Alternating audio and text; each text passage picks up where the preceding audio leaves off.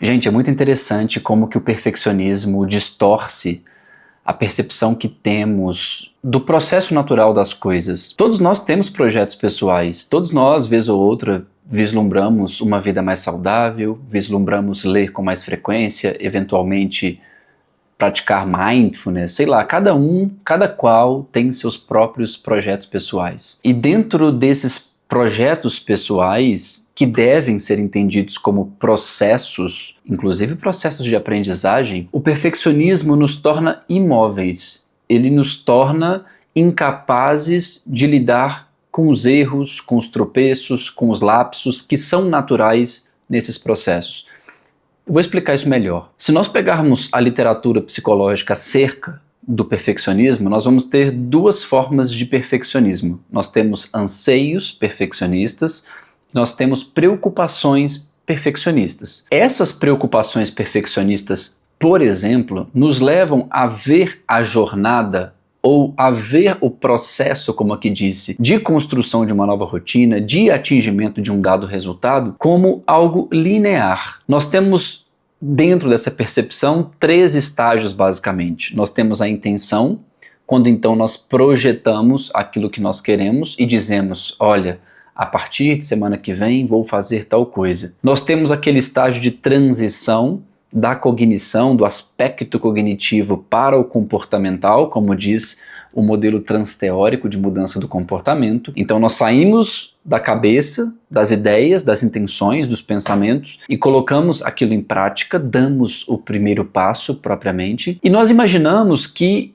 isso se dará em linha reta e chegaremos ao nosso objetivo sem percalços, sem dificuldades.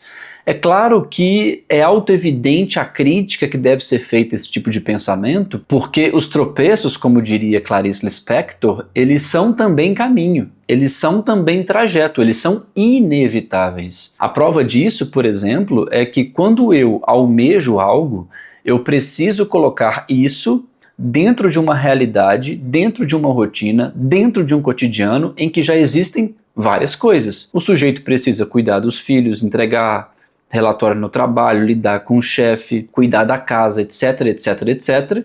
E aí quando ele pretende, então, iniciar uma rotina de exercício físico, ele faz isso mais tudo ou mais que ele já faz. E isso, num certo sentido, é problemático porque essas coisas não podem coexistir. Como dizia o filósofo budista Alain, quando nós estendemos a mão amiga, nós excluímos o punho fechado. Essas coisas não podem existir concomitantemente. Então, quando nós tão somente pensamos em incluir algo novo em nossa rotina, nós fazemos isso, mas precisamos considerar tudo mais. E aí, claro que o conflito é inevitável. Haverá aquele momento de bifurcação, em que você será chamado a decidir, vou na academia ou não vou? E agora, com meu filho doente, como que eu lido com isso? Então aqui nós precisamos, de bate-pronto, desconsiderar essa visão tradicional que se tem muitas vezes de que constância é fazer todos os dias a mesma coisa do mesmo jeito. Essa é uma visão perfeccionista, porque trata-se isso de uma impossibilidade. O que nós precisamos entender? Que nesse caminho existirão percalços. Logo, se eu crio um plano, se eu crio um planejamento, esse plano, esse planejamento deve prever esses percalços. Isso não significa que eu devo saber de antemão o que vai acontecer. Não é o ponto. Mas eu devo saber que percalços surgirão, que eu terei dificuldades, que eu terei lapsos, que existirão dias difíceis, etc, etc, etc. Se eu não penso assim, e esse é o grande problema do perfeccionismo que, como disse, nos torna imóveis, nos torna incapazes de lidar com esses momentos. Quando esses momentos surgem para o indivíduo que sofre com essas preocupações perfeccionistas, ele tem uma experiência emocional, ele significa aquele evento, aquele tropeço, aquela dificuldade,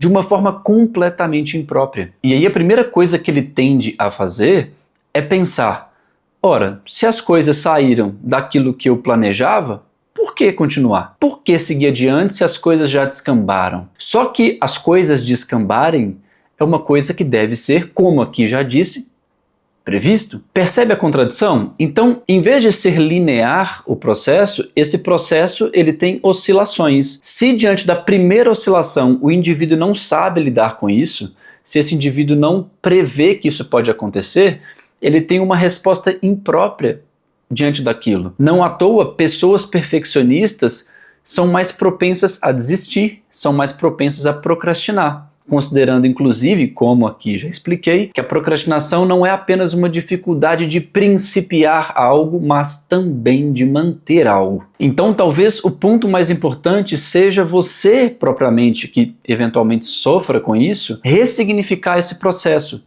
Ressignificar como que um processo de mudança comportamental acontece, como que um processo de perseguição a um objetivo acontece, de modo que você possa responder de formas mais apropriadas às oscilações que são inevitáveis.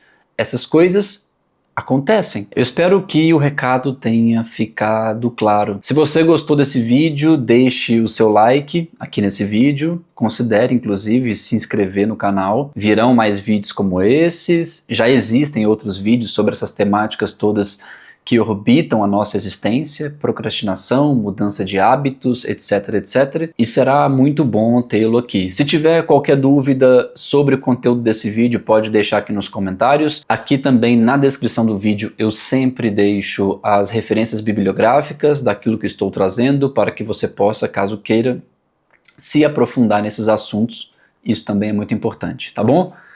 Te vejo aí no próximo vídeo.